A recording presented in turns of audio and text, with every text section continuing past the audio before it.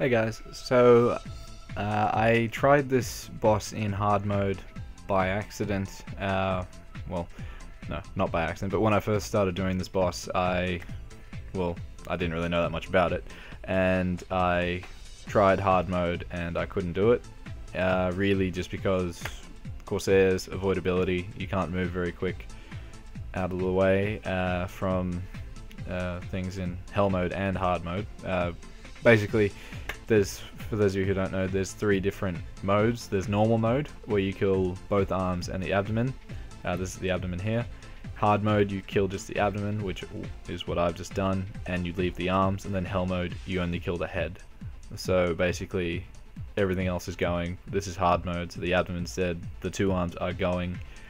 And yeah, so this basically means the boss has more HP and is a lot more annoying in terms of what it does. So what I've found is I found a way to dodge the arms completely. They don't even threaten me. All I've got to worry about is his purple breath that you can see there. And so what I'm doing is I've lined it up perfectly so that I'm just on the other side of his head when he attacks. So I'm lined up, yeah, with either one side of the circle or the other, or the oval shaped thing. And yeah, I'm just always conscious to attack like for a little bit and then stop, and then attack a little bit more and then stop, you know, and just keep changing direction. I don't worry about buffs after they expire because I might die, so you know, there's no way you can really buff without dying in this map while the jaw is active. How this works is you kill the jaw, then you move up to the eyes, and then you move up to the thing on his forehead.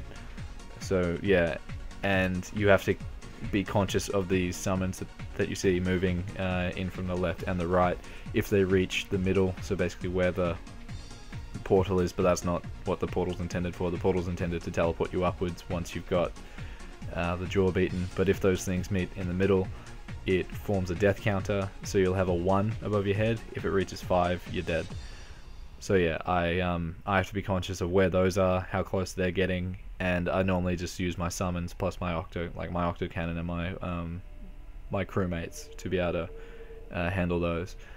The summons I find are easier to handle when you're down on the bottom level. When you get up to the eyes, you can't see them and they still get summoned, and the arms are still active down there too, plus he does this big explosion thing which you guys will see, and yeah, it makes it a little bit more difficult to deal with. But I found that this way is the best way to avoid dying. As you see, I used my Heaven's Door. I had it up with my buffs. I think he hit me twice and I died, but I didn't lose my buffs. I didn't glitch anything there. You can glitch dying sometimes, where if you die and then heal straight away, you don't lose all your buffs. You just keep going. That's not in this, but I've just found in general training, if something bad happens and I heal myself quickly, I don't die, but you might DC shortly after. So yeah, this it does look tedious and long. Believe me, it is. It's a lot of, you know, you have to be focusing on what you're doing, where he's facing, and just watch his eyes. So like if his eyes stay like they are now, that means he's going to do the breath. If they just flash, it means he's going to do his arm. So he's not doing his arm at the moment, because yeah, that move, there's no real pattern to what he's going to do. There's no set timer on every time he's going to attack. The arms will just come up and attack in any spot. It's not like it'll aggro towards you all the time. They'll just attack different parts of the map. But yeah, I wouldn't say it's extremely hard, but especially with you know, the damage that I'm hitting, especially since I can't buff up, it takes a little bit longer. I just focus on my main buffs, you know, mainly Maple Warrior.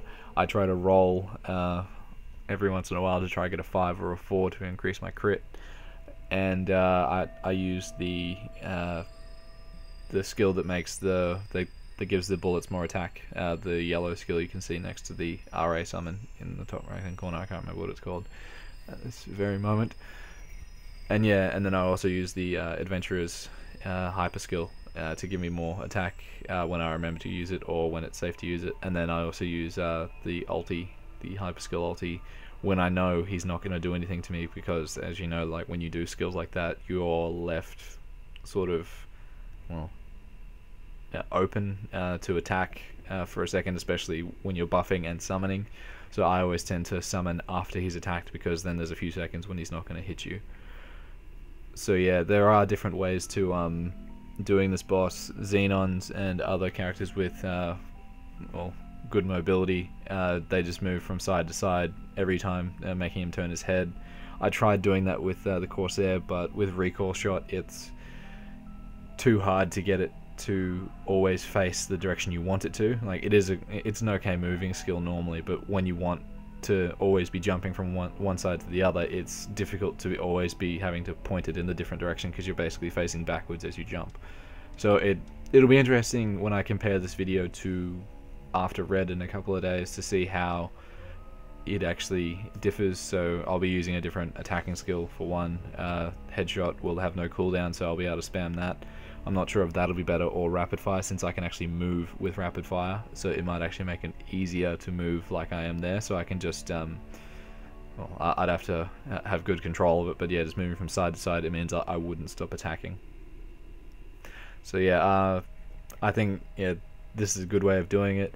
I can sometimes survive with little, like 100 HP left, because there is a pot cooldown. This boss is it is fun with all the stuff that you have to pay attention with.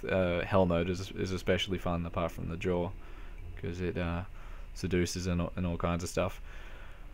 But yeah, as you can see, it's taken me almost 15 minutes to take down the jaw, but you're in there for half an hour. So is it worth it? Yes, I think so, because put it this way, when I do normal I get 2 coins. When I do hard mode, well, I get 20, and then hell mode, when I just loot when everyone kills and it gets shared between everyone, I think I get 32. So I'm sure you get more when you solo hell mode, but I don't think anyone here has been able to solo it, so I'm not sure what the exact amount of coins, like averaged, you get with the drops. But as you can see here, the HP bar goes down a lot quicker, but I've got to pay attention to what's going on down below. This is where I start, well, this is where you can start to die, because you know the arms are down there. And yeah, see, that killed me, because if you're standing on the platform right at the end, he won't hit you when he does that. The arms won't hit you either. But when you're standing out in the open more, he can hit you and do damage. So see, I'm not all the way back, and now I am, so I'm able to kill it. And then there's also a timer as you get up to the top, and it does that too. If you're actually standing up there attacking and he does that, it won't hit you off, but I think to begin with it might do that because you're not completely settled. See, it didn't hit me there, and that's the death counter I was talking about. So yeah, that's just the main issue, and that's the whole boss. So it does seem quicker on 2 times speed. It was a 20-minute video. I didn't feel like putting you guys through that, whereas this is just a sort of how I did it. I'm not sure if other Corsairs have managed to do it. I haven't checked YouTube or anything like that. But yeah, that's really how you do it. You just have to remember to focus on what you're doing with the summons down below. What I do is I pay attention to when my Octo Cannon expires, because then I go down and I do both of them. Like summon them both, or summon one, go up the top, keep attacking, and then when all aboard expires, I go and put that in there too. So yeah, thank you for watching, guys. I'm happy I finally beat this boss. It's made me more positive about the Corsair and staying on it. And yeah, I'll catch you guys next time. See ya.